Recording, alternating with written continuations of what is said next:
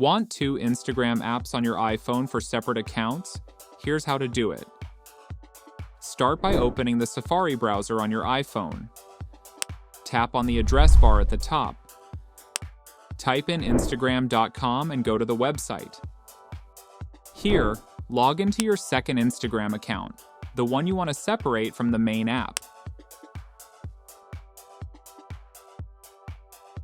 Once you are logged in, tap on the Share button at the bottom of Safari. Then tap on View More from the bottom right corner. Scroll down slightly and choose Add to Home Screen. You'll see the Instagram name and icon appear.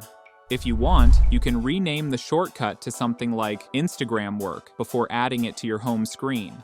Then tap on Add from the top right corner. This will place a new Instagram icon right on your home screen, just like the regular app. Now you have two Instagram icons. The official Instagram app, where you can stay logged into your first account. The Safari shortcut version, where you can stay logged into a completely separate account. Open them both, and you'll see each one works independently. And that's it.